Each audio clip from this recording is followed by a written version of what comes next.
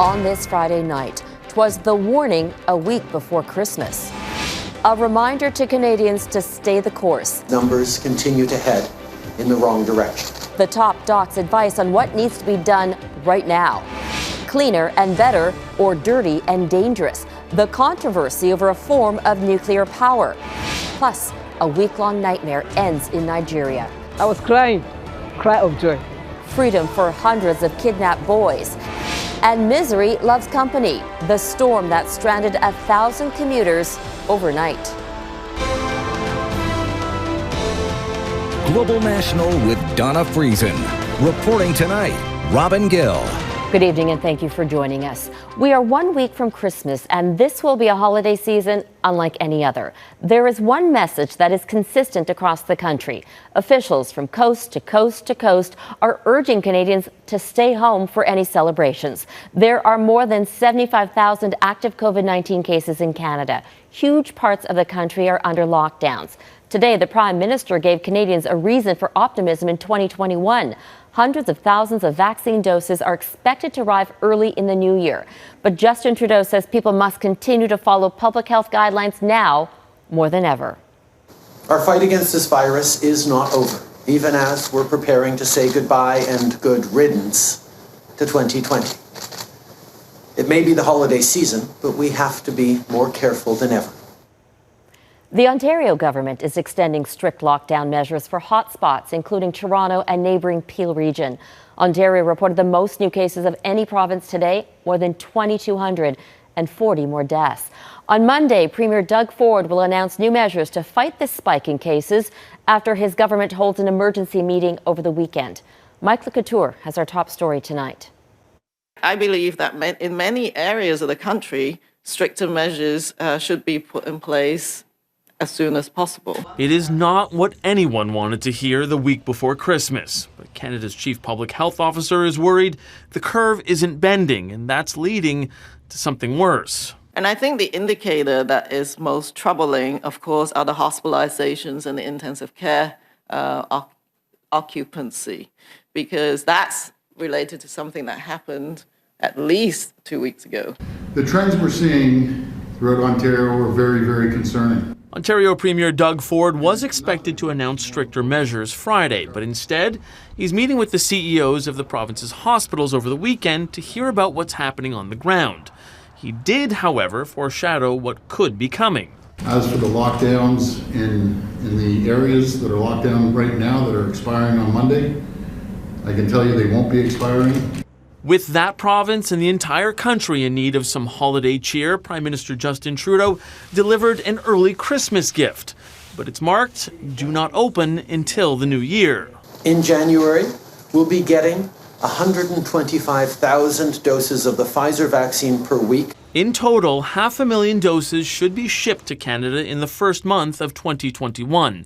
And Pfizer is sending another 5,000 doses this month, meaning we'll have 255,000 shots in December.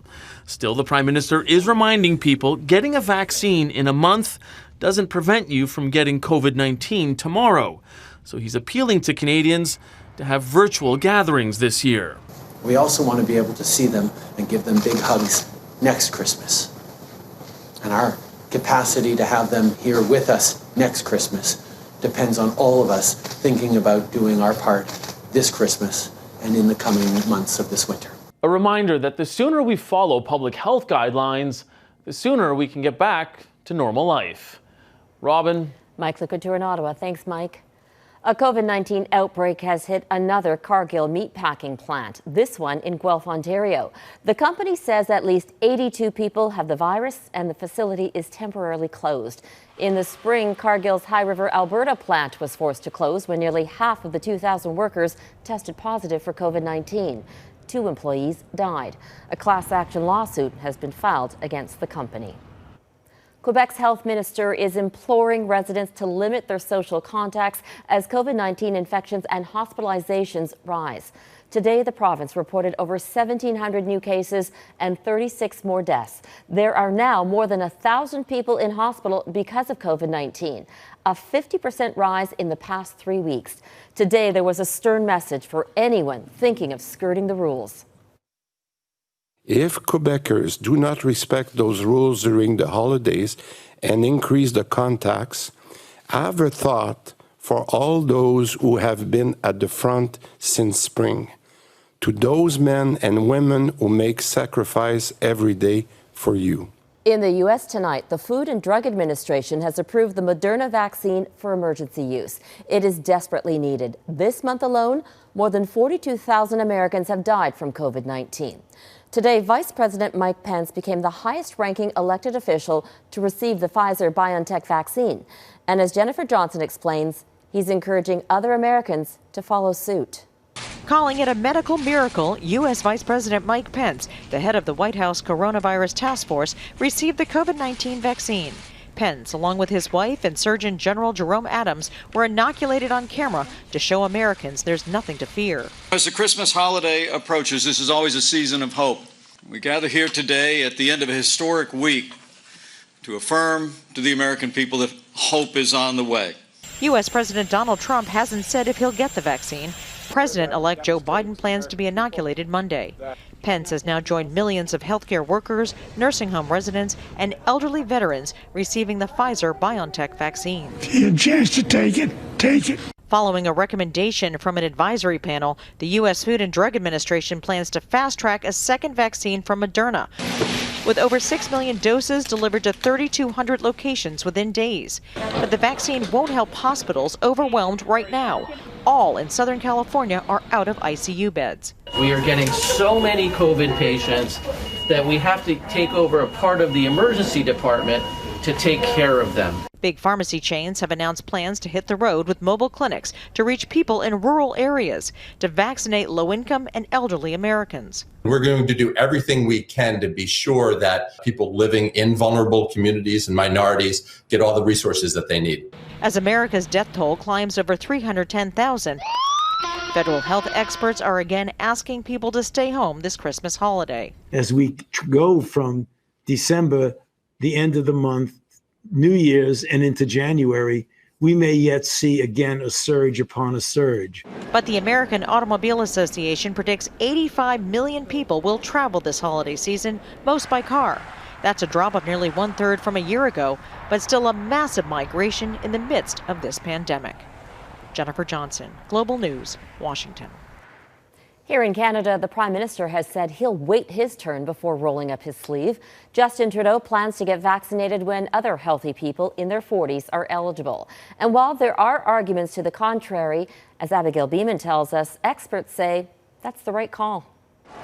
94-year-old Queen Elizabeth and her 99-year-old husband are likely among the first in line for the vaccine. 72-year-old Prince Charles, who recovered from COVID-19, reportedly says he's further down the list. It's kind of an ethical minefield. Bioethicist Carrie Bowman says there are different ways to look at the question of whether leaders should be vaccinated first, and the U.S. is favoring the national security approach by having a number of high-profile politicians get the shot.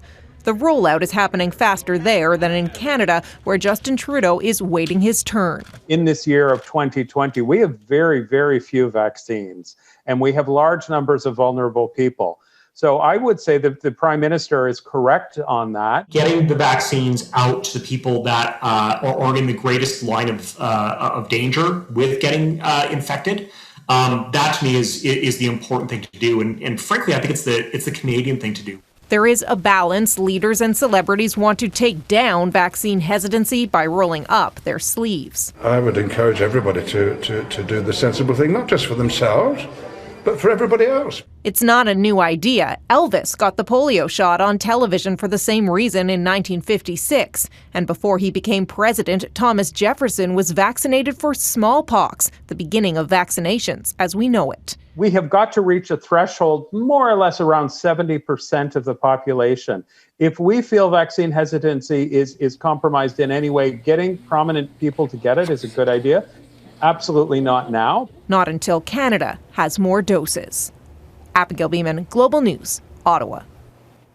The United Nations-backed initiative known as COVAX has gained access to nearly 2 billion doses of vaccine to help countries in need. These unprecedented agreements mean that all 190 countries and economies participating in COVAX will be able to access vaccines to protect vulnerable groups in their populations during the first half of next year. This is fantastic news and a milestone in global health. The deal brings together several pharmaceutical makers, but it does not include the Moderna or Pfizer-BioNTech vaccines. The program hopes to eventually reach an agreement with them. Several countries have made pledges to COVAX, including Canada.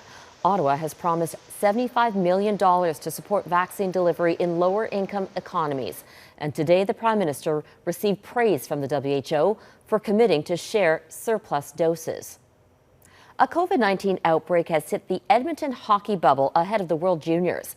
The International Ice Hockey Federation confirmed 8 players from Germany and 2 from Sweden have tested positive for COVID-19 while preparing for the Junior Hockey Championship in the Edmonton bubble. The tournament is scheduled to start on Christmas Day. The Federation says all German players will quarantine until Thursday. On Friday, the team goes up against Finland. Startling numbers out of the U.S. show prisoners are being hit hard by COVID-19. New data collected by the Associated Press and the Marshall Project shows 1 in every 5 inmates has tested positive for the virus. That rate is more than 4 times as high as the general population. In some states, including Kansas, Arkansas, and South Dakota, more than half of the prisoners have been infected. More than 1,700 have died. New COVID-19 cases in prisons reached their highest level this week since testing began in the spring. The former clerk of BC's legislature, Craig James, is facing charges of fraud and breach of trust over an alleged spending scandal. James was one of the top legislative officials in the province when the allegations surfaced. He's accused of billing taxpayers for personal travel expenses, clothing, luggage, and a wood splitter. You'll defend yourself vigorously against these charges? No question. So you do plan to plead not guilty, just to be clear? I can't say. Police conducted an investigation over 2 years and a special prosecutor was appointed prior to the charges being laid. RCMP in Nova Scotia will use a helicopter to search for 5 missing fishermen believed to have drowned in rough seas in the Bay of Fundy on Tuesday. The Mounties have partnered with the Department of Lands and Forestry, which owns the helicopter, to continue the search from the air. A heavy snowstorm suspended the search along the shoreline yesterday, close to where the 15-meter boat capsized. One body was recovered Tuesday night. There is some good news out of the retail sector tonight. Sales rose by 0.4% in October to $54.6 billion. That's the 6th straight monthly increase since the record drop in April. That's near the start of the pandemic. Statistics Canada says the growth was led by the sale of motor vehicles and car parts.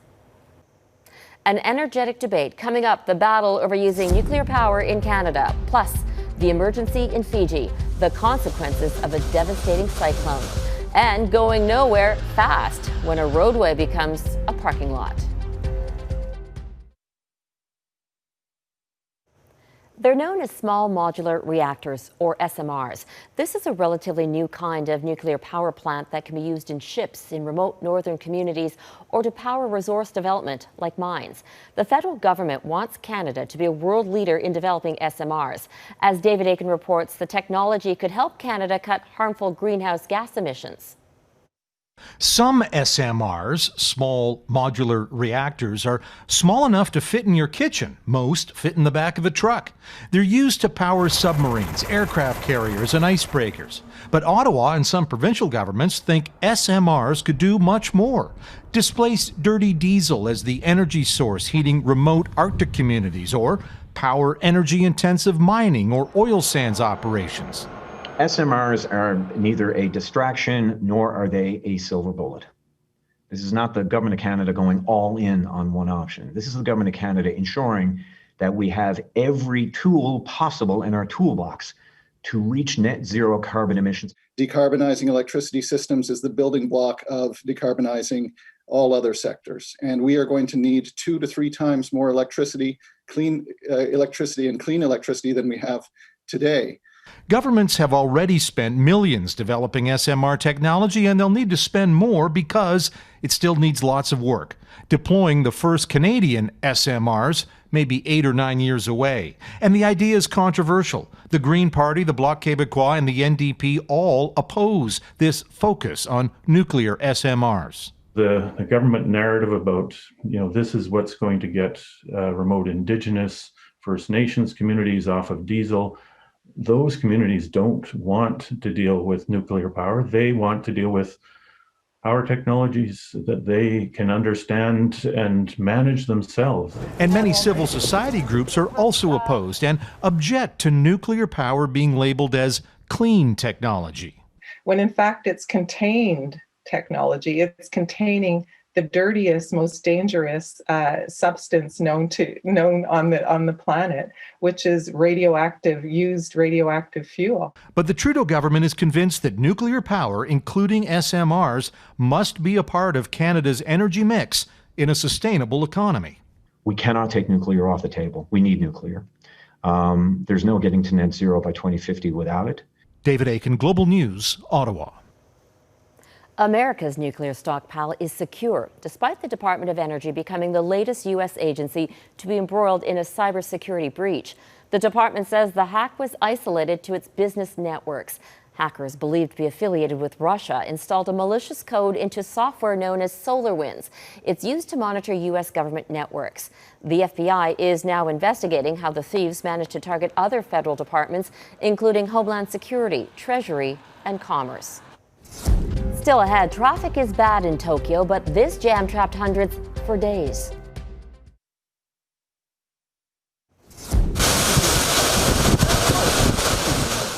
Torrential rain and winds up to 285 kilometers per hour battered Fiji overnight. At least 2 people were killed when Cyclone Yasa struck as a Category 5 storm. Now a Category 2, it's dumping heavy rain across the islands. Scores of homes have been destroyed. Damage is expected to cost hundreds of millions of dollars. Fiji's Prime Minister says the disaster is a climate emergency. These road crews in Japan had their work cut out for them. They had to clear a highway where at one point about 1,000 vehicles were trapped, some for 2 days. It started Wednesday when a vehicle got stuck in the snow. That triggered a major traffic jam that stretched 15 kilometers on the Kanetsu Expressway, which connects Tokyo to Niigata in the north. The forecast is calling for heavy snow throughout the weekend. Residents across the northeastern U.S. are now dealing with frigid temperatures as they dig out from that monster snowstorm. Up to 1 meter of snow fell in some regions. It was one of the biggest winter storms on record. Temperatures are now falling below zero, making conditions dangerously slick. A new storm is expected to travel across the U.S. Christmas week. It'll bring heavy rain and thunderstorms to the west coast, turning to snow and ice as it moves east. Relief for parents of those kidnapped students now free in Nigeria. Up next, the calls to bring back those still missing. Finally tonight, there is some good news from Nigeria. More than 300 schoolboys who were kidnapped last week have been freed. The government says their release was secured through negotiations. It's no doubt a relief for the parents, but it's a reminder of another abduction 6 years ago. And some of those children never returned. Here's Redmond Shannon. Hundreds of schoolboys saved after an unimaginable ordeal. Parents barely able to contain their joy, but aware of the trauma their children have been through. I was cry of joy, because I just look at him. He looks emaciated, and he has wound on his leg. There's a open wound on his leg, and his leg is swelling. On December 11th, gunmen on motorbikes raided this boarding school, marching more than 300 boys into a forest. This boy says the kidnappers gave them very little food. Another boy reported being repeatedly beaten. The Islamist militant group Boko Haram had claimed responsibility, publishing this video of the boys. But local authorities maintain the captors are just bandits. The governor rang me and informed me. President Muhammadu Buhari addressed the boys on Friday, this kidnapping happening in his home state, far from where Boko Haram normally operates in Nigeria's northeast. That is where they took 276 girls in 2014, almost half of whom remain missing. The Bring Back Our Girls movement continues to campaign for those students. It just took us back to a dark place that, we've not yet left there, because we still have 112 of our Chibok girls who are still in captivity. We still have parents, who are broken. Aisha Yusufu says the government has all but forgotten the girls. Right now, schools are being closed down. Schools in Sokoto, Couteur, so all these neighboring states, they are closing down schools.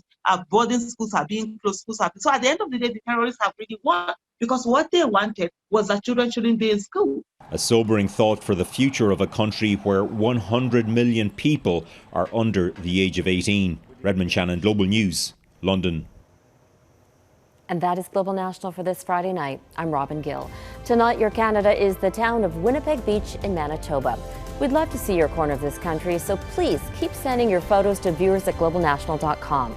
Thank you for watching, and I'll see you back here tomorrow. Have a great night.